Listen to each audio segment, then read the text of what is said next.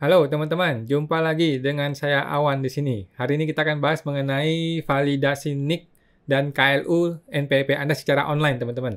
Nah, ini sudah berita lama ya, sudah setahun yang lalu. Cuman sekarang baru matang nih, karena sekarang udah betul-betul matang. Kemarin-kemarin kan kita masih banyak error-erroran, masih ada yang nggak bisa dan sebagainya. Sekarang sudah matang semua lah ya, NIK dan KLU ini sudah betul-betul masuk online, sudah nyambung ke Dukcapil. Jadi sudah saatnya kita bahas lebih detail lagi.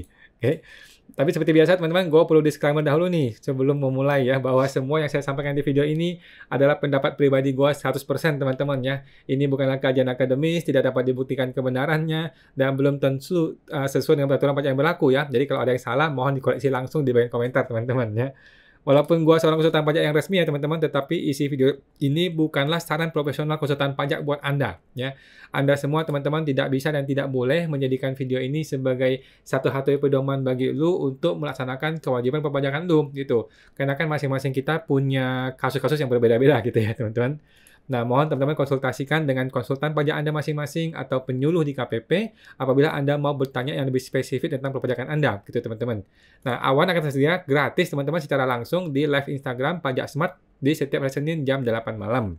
Kita akan jumpa tiap Senin malam di live Instagramnya Pajak Smart. Dan di bulan Januari 2023 ini teman-teman, kita masih ada program Januari, Februari, Maret ya 3 bulan. 3 bulan kita lanjut program terbaik dan terdahsyat tahun ini ya di dunia persilatan perpajakan, yaitu program STP atau siapatakutpajak.com. Ini adalah program perhatian buat teman-teman supaya membantu bisa berani menghadapi petugas pajak teman-teman. SP2DK, pemeriksaan, hingga cara berdebat dengan oknum pejabat gitu ya, tanpa perlu bayar mahal konsultan pajak gitu, yang sekarang harganya sudah luar biasa mahal. Nah, jika Anda masih takut bertemu dengan petugas pajak, maka program STP ini adalah solusi tepat buat Anda semua, teman-teman. Nah, silakan teman-teman masuk ke website www.siapatakutpajak.com untuk bergabung di sana, guys. Kita akan berjumpa di komunitas yang eksklusif PSTP di grup Telegram bersama saya langsung, dan kita ada live coaching setiap hari Jumat malam jam 8 malam, guys. Oke, itu guys ya, segera bergabung di www.siapatakutpajak.com. Jangan sampai ketinggalan ikut komunitas yang sangat eksklusif ini. Oke, kita masuk sekarang. Pertanyaannya adalah kapan perlu validasi NIK dan KLU ini ya? Kapan perlu divalidasi? Jawabnya segera teman-teman, segera. Kalau perlu sekarang setelah lu nonton video ini langsung lu validasi gitu teman-teman ya. Sekarang sudah sangat mudah teman-teman. Negara sudah menyediakan fasilitas yang sangat-sangat mudah. Kalau dulu kan kita perlu pakai surat, mesti datang ke KPP, mungkin kena macet, lu mesti naik motor, naik mobil ke KPP, kena macet, ngantri lagi dan sebagainya, ada COVID dan sebagainya, repot kan, repot. Sekarang udah enggak, sekarang sudah online teman-teman. Tinggal 1 menit aja lu klik, selesai semuanya teman-teman ya, via online. Jadi kita sangat dibantu sekali oleh DJP saat ini ya. Jadi lu nggak usah nunggu-nunggu lagi teman-teman, nggak usah nunggu lagi, segera saja proses validasi NIK dan KLU Anda di DJP online Anda langsung, gitu ya, nggak usah nunggu lagi. Nah, terus memangnya orang bertanya kan, memangnya kalau nggak validasi gimana? Gitu, apa konsekuensinya, apa ruginya dan sebagainya. Nah, jika tidak validasi sejauh ini teman-teman ya, sejauh ini belum ada efek apapun guys. Oke, sejauh ini belum ada efek apapun. Sepertinya DJP juga masih dalam tahap untuk sosialisasi semua ya. Sosialisasi sampai semuanya bisa masuk gitu. Sejauh ini belum ada efek apa-apa. Jadi teman-teman nggak usah khawatir juga, nggak usah sampai kaget juga atau gimana gitu ya. Tapi bukan berarti lu mesti cuekin, bukan berarti lu harus santai-santai aja, enggak ya teman-teman. Sekarang sudah sangat mudah dan cukup 1 menit atau 2 menit Anda sudah beres semuanya gitu ya. Jadi segera Anda lakukan validasi NIK dan KLU Anda di DJP online lu gitu ya. Ini untuk orang pribadi teman-teman ya.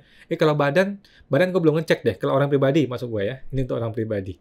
Nah, kita tidak tahu teman-teman beberapa bulan ke depan bagaimana ya, apa akibatnya kalau Anda belum validasi gitu. Apa yang akan terjadi kalau lu nggak validasi dalam mungkin 1 atau beberapa bulan ke depan lah, apa efeknya kita belum tahu nih. Bisa aja akun lu akan terblokir, bisa aja akun pajak Anda akan terblokir, mungkin lu nggak bisa bayar pajak, mungkin lu nggak bisa lapor pajak, contohnya gitu ya. Tetapi sekarang sih belum ada tanda-tanda ke situ ya, belum ada tanda-tanda ke arah apa konsekuensi dari tidak update NIK ini gitu. Tetapi ya mumpung bisa online, caranya sangat mudah sekali ya, sebaiknya langsung lu beresin sekarang gitu guys ya. Nah, sekarang ada pertanyaan. WP kalau sudah meninggal bagaimana? Nah, ini banyak nih ya, banyak. Yang benar begini, yang benar adalah WP meninggal itu biarkan dia rest in peace gitu teman-teman ya, biarkan dia dengan tenang pergi ke sana gitu ya. WP ini harus diselesaikan secara pajak. Semua harta-hartanya perlu diwariskan kepada seluruh ahli warisnya, mungkin istrinya, anak-anaknya dan sebagainya gitu ya. Perlu diselesaikan, diwariskan. Kemudian si WP meninggal ini perlu dibikin SPT tahunan yang terakhir, yaitu tahun terakhirnya, dalam kondisi harta sudah nol semua, sudah nggak ada harta semua.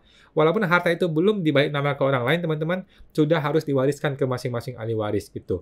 Nggak harus nunggu balik nama gitu, tetap sudah perlu diwariskan. Oke? Jadi dia perlu lapor SPT tahunan dalam kondisi nol, kemudian para ahli warisnya perlu laporkan semua harta warisan itu di SPT mereka masing-masing, baik itu istrinya, anaknya, dan sebagainya. Nah, kemudian proseslah tutup NPWP si almarhum ini pakai formulir penutupan NPWP. Nah, ini lo mesti datang nih, ini mesti datang ke KPP, kembalikan kartu NPWP aslinya disertai surat kematiannya. Gitu, teman-teman. Kadang-kadang akan ada pemeriksaan kecil wajar saja sih, teman-teman ya. Nah, cuman dalam beberapa kasus ada orang yang tetap mau ngelaporin nih atau mau tetap ngebayarin atas NPWP orang yang sudah meninggal. Nah, ini berbagai alasan ya, ada aja alasannya teman-teman. Mungkin karena malas bikin NPWP baru bagi si istrinya, mungkin karena dia takut harta-harta belum balik nama, kalau tutup NPWP malah repot, atau mungkin berbagai alasan lah teman-teman ya. Ada aja alasan macam-macam orang supaya mempertahankan pelaporan SPT orang sudah meninggal. Nah, ini saat ini ya guys belum ada efek apa-apa. Nah, cuman ini ada kemungkinan ya guys, ada kemungkinan kita belum tahu, tapi ada kemungkinan NPWP-nya bisa diblokir gitu. Karena apa? Karena data NIK-nya sudah dicatat nih. Di Dukcapil kan sudah dicatat nih nomor NIK ini sudah meninggal gitu. Jadi data Dukcapil nomor NIK ini sudah meninggal atau sudah dihapus. Jadi otomatis kan dia nggak bisa connect dong NPWP-nya. Kalau dia nggak bisa connect NPWP, maka DJP boleh berpendapat ini orang tidak eksis gitu, orang yang tidak ada. Nah, kalau orang tidak ada, maka NPWP boleh dicabut dong atau diblokir sementara supaya dia nggak bisa ngapa-ngapain gitu. Itu teman-teman, cuman belum ada arah sana ya, sampai saat ini belum ada informasi seperti itu. Cuman kita mengira-ngira aja ada kemungkinan tujuan dari validasi ini itu untuk itu, supaya bisa orang terdata semua, yang data yang nggak jelas mungkin bisa diblokir atau apa gitu teman-teman. Nah, terus kalau Anda sampai gagal validasi, ini juga kadang-kadang ada yang terjadi teman-teman, bahkan sudah beberapa ya, terjadinya gagal validasi untuk nomor NIK-nya dengan berbagai alasan. Ada yang karena nama hurufnya berbeda, mungkin beda satu huruf aja di namanya, itu sudah error teman-teman, sudah error.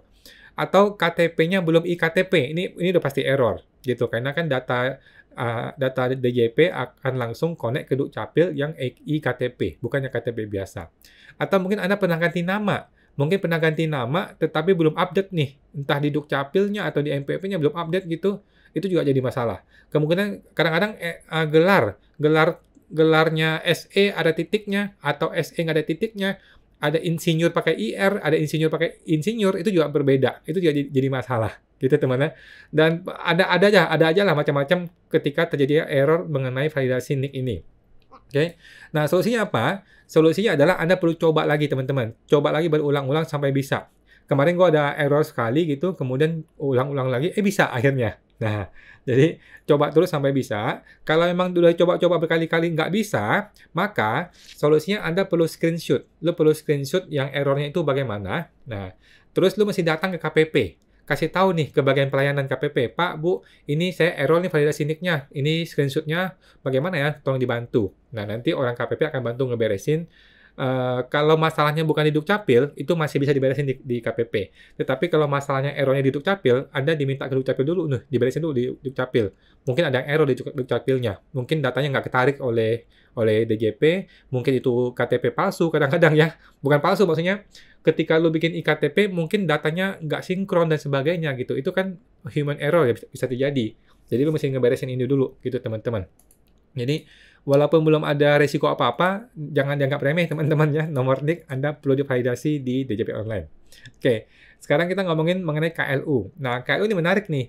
Sekarang KLU ada 4 jenis, ada 4 jenis penghasilan. Dari zaman dulu sih, dari zaman dulu penghasilan sudah ada 4 jenis ya, cuman sekarang lebih dipertegas lagi gitu ya teman-teman. Nah, kalau kita masuk ke bagian KLU nanti di profil ya DJP Online itu, Kita mau tahu dulu KLU itu apa ya? KLU adalah klasifikasi lapangan usaha, KLU ya. Adalah kode berupa 5 digit. Nah, biasanya sih 5 digit ya, sekarang ada 6 atau berapa gitu. Nah, KLU itu 5 digit. Ini adalah sinkronisasi antara OSS dengan KBLI, teman-teman. Jadi kan dulu KLU doang. Sekarang ada OSS dengan KBLI-nya kan. Nanti KBLI dan KLU akan sinkronis semua. Akan sinkronis, akan sama persis gitu ya. Jadi, KBLI adalah klasifikasi baku lapangan usaha Indonesia. Nah, jadi setiap orang yang berusaha itu ada jenis KLU-nya atau KBLI-nya. Nah, ini akan menentukan apa? Fungsinya apa sih KLU ini? Nah, sejauh ini teman-teman, sejauh ini yang gue tahu ya, satu-satunya fungsi KLU di dunia perpajakan masuk gue ya. Di dunia lain sih, dunia dagang ya, dunia dagang mungkin ada mengenai perizinan dan sebagainya gitu. Tapi di pajak, fungsi KLU satu-satunya yang gue pahami adalah untuk menentukan berapa net profit atau laba bersih dari usaha Anda, usaha lu. Bagi Anda teman-teman yang menggunakan metode norma. Metode norma ya, perhitungan norma. Artinya penghasilan lu dihitung dengan tabel norma gitu. Tabel norma itu ada di Per 17 tahun 2015. Mulai berlaku 2016 sampai hari ini kayaknya masih berlaku gitu. Mungkin tahun depan akan update lah ya, sudah kelewat 5 tahun, udah saatnya diupdate. Jadi di Per 17 tahun 2015 itu ada tabel KLU. Itu teman-teman. Tabel KLU itu isinya apa? Isinya itu adalah berapa sih persentase dari profit berbagai macam usaha. Gitu teman-teman. Nah, contoh nih ya, contoh Anda pedagang komputer gitu. Lu dagang komputer, maka sudah ada tabel normalnya nih, bahwa industri lu itu kewajaran profit itu sekian persen. Gitu guys. Oke. Gua kasih contoh, lihat nih ya. Kita kasih lihat contoh. Ini tabel norma nih. Ini adalah lampiran 1 dari Per 17 tahun 2015. Agak kecil ya kalau kita mau gedein. Nah, contoh nih, pertanian tanaman jagung. Jadi orang yang tanam jagung, pajak itu sudah bilang, kalau lu tanam di ibu kota provinsi, rata-rata profitnya adalah 15%. Ini katanya DJP. Benar atau enggak kita nggak tahu ya. Tapi ini adalah benchmarking di DJP gitu. 15%. Nah, kita lihat contohnya lagi. Ada contohnya lagi nggak yang lain? Contoh lagi yang lain. Boleh? Contoh lah ya. Pertanian padi juga masih sama. Pertanian tanaman ini juga sama. Nah, 11%. Nah, begitu. Ada yang 25%. Contohnya penangkapan satwa liar. Wah. Jadi, penangkaran. Mencakup usaha penangkaran, pembesaran, penelitian untuk pelestarian satwa liar. Baik satwa liar berupa satwa mamalia, misalnya duyung, singa laut, anjing laut. Wah, siapa yang menangkar anjing laut di Indonesia ini? Oke, 25%. Artinya, kalau lu bikin di ibu kota provinsi, maka persentase profit lu dianggap wajar kalau ada di angka 25%. Kalau lebih dari ini, bukannya nggak wajar ya, tetapi mungkin akan diteliti lebih lanjut. Kalau di bawah ini, masih oke. Gitu, teman-teman. Ya. Nah, ini ibu kota provinsi, ada 10 ibu kota provinsi, kemudian ibu kota provinsi lainnya, kemudian daerah lainnya itu daerah kecil-kecilan gitu. Kalau saya sih cenderung pakai ibu kota provinsi biasanya. Gitu, teman-teman. Jadi tabel norma ya. Jadi orang-orang bisa dinilai berapa profitnya dengan menggunakan tabel norma ini. Karena kan sekarang kan UMKM itu kan bayar pajak 0,5%. Berapa profitnya? Kita nggak tahu kan? Nah, supaya tahu berapa profitnya adalah mengacu ke tabel norma ini. Gitu, teman-teman. Ya. Nah, jadi dari persentase profit atas norma inilah dapat diukur nilai kewajaran dari kenaikan harta lu dari tahun ke tahun berikutnya. Jadi tahun kemarin hartanya 100, tahun sekarang hartanya 120 gitu. Nah, kalau tabel normanya itu 20% berarti masuk akal. Tetapi kalau tabel norma itu 10% berarti kan berbeda gitu ya. Nah, intinya seperti itu sih. Intinya kalau kenaikan harta lu melebihi persentase dari net profit di tabel norma, maka potensi ada penghasilan tambahan yang lu belum laporkan atau belum bayar. Sesimpel itu sih. Nah, dulu itu kita update KLU, itu kita perlu pakai surat. Ada formulir perubahan data namanya. Nah, jadi agak ribet tuh, mesti ke KPP, bikin formulir, isi-isi, tanda tangan, agak repot. Nah, sekarang ini sudah online, guys. Sudah online. Ini luar biasa. Gue terkaget-kaget ketika mengetahui KLU ini bisa ubah online ya. Gue sangat terkaget-kaget waktu itu, dan luar biasa sekali teman-teman ya. Luar biasa. Sudah tersedia online di DJP Online, ini sebuah terobosan ya. Nomor NIK aja sudah terobosan. KLU bisa diupdate, ini terobosan lagi gitu. Nah, Saat ini teman-teman ada 4 jenis KLU yang tersedia ya. Artinya negara mengkelompokkan penghasilan kita tuh ke 4 kelompok besar. Oke, yaitu kelompok kantor, kerja di kantor, usaha, pekerja bebas, dan lainnya ya. Pekerjaan kantor, usaha, pekerja bebas, dan lainnya. Nanti kita lihat detail ketika kita masuk ke tutorialnya, teman-teman. Oke, jadi pertanyaannya adalah apakah KLU ini juga perlu divalidasi sekarang juga atau tidak? Jawabannya iya guys, iya ya, jawabannya iya. KLU Anda perlu divalidasi sekarang. Jangan malas dong ya, jangan malas teman-teman ya. Anda harus jadi wajib pajak yang proaktif teman-teman ya untuk memvalidasi NIK dan juga validasi KLU Anda masing-masing. Mudah kok guys, mudah banget ya. Nggak sampai 3 menit atau 5 menit lah. Anda tinggal ngeberesin itu di DJP online-nya Anda gitu. Nah, apakah kalau tidak validasi KLU, maka saya tidak bisa pakai UMKM 0,5%? Ini banyak orang juga bertanya nih, kalau gua tidak update KLU gua, gimana? Apakah gua jadi tidak qualified 0,5%? Nah, jawabannya gini teman-teman. Saat ini ya, belum ada aturan mengenai itu. Nggak ada aturan mengenai hubungan KLU dengan qualified atau tidak qualified-nya UMKM seseorang. Jadi, walaupun KLU Anda tidak cocok, atau KLU Anda salah, atau lu nggak isi KLU-nya, atau lu nggak update sama sekali juga, tetap saja pedagang UMKM boleh menggunakan 0,5% sepanjang memang faktanya bisnisnya itu memang qualified UMKM 0,5%. Gitu teman-teman ya. Jadi bukan lihat ke dokumen, tetapi lihat faktanya bagaimana. Nah, terus banyak orang bertanya juga, setelah update KLU, apakah bisa cetak suket PP23? Nah, suket PP23 ya, surat keterangan PP23. Nah, kalau Anda punya suket PP23, maka Anda sudah pasti qualified UMKM 0,5%, teman-teman. Kalau Anda tidak punya suket PP23, belum tentu Anda tidak qualified. Ya. Nah, jadi kadang-kadang ada orang yang perlu suket PP23, ini terutama bagi OP pedagang ya, orang pribadi, yang mungkin dia diminta oleh customer-nya supaya dipotong 0,5% PP23 oleh customer-nya. Gitu. Nah, untuk orang-orang seperti ini, Anda perlu update KLU-nya segera, terutama di bagian kegiatan usaha ya. Di bagian kegiatan usaha, Anda perlu update supaya lu bisa dapatkan suket PP23-nya, bisa dicetak dan kemudian lu bisa kasih ke customer supaya lu dipotong 0,5% gitu. Nah, tetapi kadang-kadang ada yang tidak bisa nih, nggak bisa cetak suket PP23. Jadi, dia sudah update KLU-nya nih, sudah benar di update KLU-nya, usahanya sudah betul, tetapi ketika masuk ke suket PP23, nggak bisa tercetak, nggak berhasil. Nah, ini kemungkinan teman-teman ya, kemungkinan karena sistem KLU-nya masih nyangkut nih di pekerja bebas atau di karyawannya. Gitu. Jadi, sistem KLU lu tuh masih nyangkut di karyawan. Sehingga walaupun lu sudah update lu centang pekerjaan bagian usahanya, tetap aja lu nggak bisa cetak suket PP23-nya. Kemungkinan seperti itu. Nah, solusi gimana? Solusinya adalah Anda perlu datang ke KPP, teman-teman. Ini mohon maaf ya, perlu datang ke KPP untuk minta langsung diproses di pelayanan di KPP-nya gitu, teman-teman. Supaya lu bisa cetak suket PP23-nya. Nah, tapi anyway, teman-teman ya, anyway, kalaupun tidak bisa cetak suket PP23, Anda tetap qualified, teman-teman. Lu tetap qualified UMKM 0,5% dan tetap bisa bayar 0,5% seperti biasa, guys. Jadi nggak usah khawatir, ada atau tidak ada suket PP23, tidak pengaruh. Anda tetaplah qualified UMKM 0,5% untuk orang pribadi. Gitu. Cuman di customer-nya Anda jadi masalah kan? Nah, kalau customer Anda tidak bersedia potong 0,5% gara-gara nggak ada suket, maka terpaksalah Anda terimalah dia potong PP21 atau PP23 gitu kan? Nah, jadi gimana dong kalau terima potong PP23? Jadi kalau Anda dipotong PP21 atau 23 ya, solusi gampang teman-teman, nggak apa-apa ya. Kalau lu dipotong PP21 atau PP23 pada lu UMKM, nggak ada masalah, nggak masalah. Itu kredit pajak PP23 tetap boleh dikreditkan untuk Anda, gitu ya. Nah, sedangkan lu tetap bayar 0,5%, gitu. Jadi Anda tetap bayar 0,5%, dan jika Anda punya penghasilan lainnya, nanti kan terhitung tuh. Nah, tadi yang kredit pajak PP21, 23 itu tetap boleh dikreditkan. Gitu teman-teman. Nah, tetapi kalau itu menjadi LB, maka lu tinggal buang aja, tinggal dibuang atau direlakan yang kredit pajak itu supaya nggak dikreditkan. Supaya SPT nggak LB. Sesimpel itu sih teman-teman ya.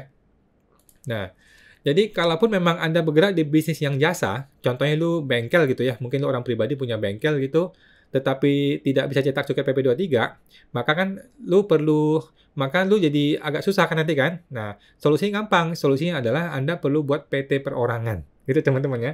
Bikinlah PT perorangan di industri yang ini sama aja. Di situ Anda akan bisa dapat suket PP23 dan lu akan bisa mulai memanfaatkan UMKM yang 0,5% selama 3 tahun ke depan. Gitu teman-teman. Jadi, buat teman-teman orang pribadi yang kesulitan dapat suket PP23, nggak ada masalah, lu tinggal bikin PT perorangan beres. Di situ akan bisa menggunakan 0,5% lagi selama 3 tahun lagi. Gitu, teman-teman. Nah, ada lagi pertanyaan nih. Apakah 4 KLU ini bisa digabung jadi omset? Nah, ini dalam rangka apa? Ini dalam rangka menentukan PKP, teman-teman. Kan banyak orang khawatir PKP nih, nggak mau PKP karena dia merasa nggak mau bayar PPN gitu kan.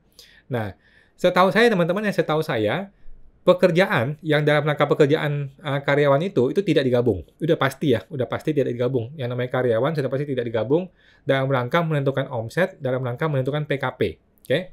Nah, tetapi kalau usaha, pekerja bebas, dan lainnya ini gimana? Nah, setahu gua juga tidak digabung. Setahu gua ya teman-teman ya. Jadi usaha ya usaha, pekerja bebas ya pekerja bebas, yang lainnya juga lainnya gitu. Nah, kenapa gitu? Karena pekerja bebas itu ya pekerja bebas ini satu kategori sendiri, ini bukanlah kategori usaha. Sedangkan dalam rangka menentukan PKP, itu yang dimaksud itu adalah usaha, gitu teman-teman. Nah, tetapi ini perlu cek lagi teman-teman ya. Ini perlu dicek lagi ke dasar aturannya. Gue sendiri kurang yakin mengenai yang 3 ini teman-teman. Kalau karyawan itu sudah pasti sih. Kalau karyawan sudah pasti tidak digabung, akan dipisah. Tetapi mengenai usaha, pekerja bebas, apakah digabung atau enggak, setahu gue tidak. Nah, itu mesti cek lagi teman-teman dalam rangka menentukan PKP ya. Kalau Anda sudah punya omset besar, terus ada pekerja bebas lagi, nah itu mesti dipertimbangkan lagi, cek aturannya. Nah, kalau teman-teman sudah tahu aturan, tolong di komentar ya teman-teman. Nah, terus mengenai PTKP versus yang 500 juta. Apakah satu orang OP bisa memanfaatkan PTKP biasa yang 54 juta plus juga memanfaatkan PTKP yang usaha 500 juta gratis pajak? Gitu teman-teman. Jadi kalau orang karyawan kantor nih, kan dia dapat PTKP 54 juta. Dan dia juga usaha nih, dagang online nih contohnya nih. Apakah dia dagang online juga bisa dapat 500 juta itu? Jadi ada 2 PTKP dong, PTKP yang karyawan dan PTKP yang usaha 500 juta. Nah, jawaban saya bisa teman-teman, setahu saya begitu ya. Jadi dia karyawan di kantor, dia tetap dapat manfaatkan PTKP-nya, sedangkan di usaha dia tetap bisa dapatkan PTKP-nya di usaha. Jadi dapat 2 PTKP, nggak ada masalah. Bukan berarti double teman-teman, tidak ya. Ini beda kategori, beda usaha. Gitu, beda penghasilan. Nah, kemudian ada lagi pertanyaan dari teman-teman ya. Kalau bulan lalu gue kerja, kemudian gue resign. Kemudian 3 bulan kemudian gue mulai buka usaha. Nah, apakah usaha gue ini bisa langsung pakai 0,5% atau tidak? Apakah mesti bikin surat tertentu atau mesti memberitahukan tertentu? Nah, jawabannya bisa teman-teman ya. Jadi bagi seorang pengusaha baru yang dulunya mungkin karyawan, sekarang tiba-tiba jadi pengusaha, Anda bisa langsung berubah jadi pengusaha, tidak perlu bikin surat, nggak perlu kasih tahu KPP, langsung saja mulai bayar 0,5% kalikan omset usaha Anda. Sesimpel itu teman-teman ya, segampang itu. Nah, cuman lebih baik segera Anda validasi KLU-nya. Segera di bagian KLU-nya, lu tambahin di centang yang namanya kegiatan usaha. Nah, diisilah di situ, dagang apa? Dagang makanan kah? Dagang pakaian kah? Dagang apa? Gitu, teman-teman. Nah, tapi anyway, tanpa lu melakukan update KLU pun, Anda sudah otomatis sudah bisa menggunakan 0,5% ketika Anda mulai usaha. Karena yang dilihat adalah kondisi sebenarnya. Gitu, teman-teman. Nah, oke. Sekarang kita masuk ke tutorial validasi NIK dan KLU. Kita langsung masuk.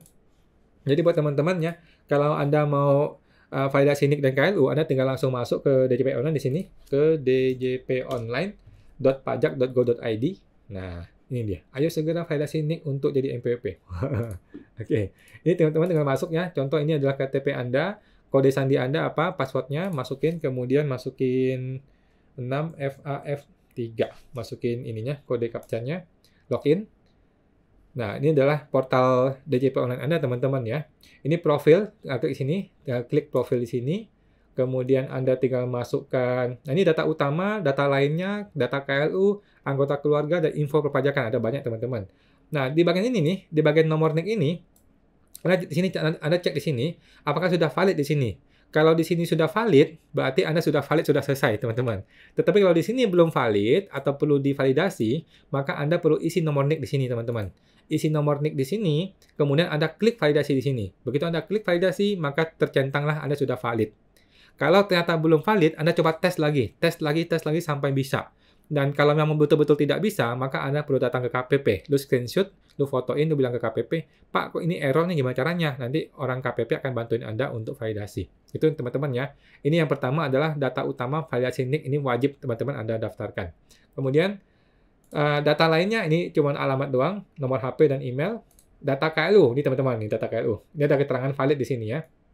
Jadi ini juga sama, perlu divalidasi teman-teman. Ada 4 ya, 4 hubungan pekerjaan di sini, pegawai swasta, kemudian kegiatan usaha, kemudian pekerja bebas, kemudian pekerja lainnya. Ya, kita lihat yang pertama adalah pekerjaan hubungan kerja. Ini mesti dicentang kalau Anda bekerja di sebuah perusahaan, teman-teman ya.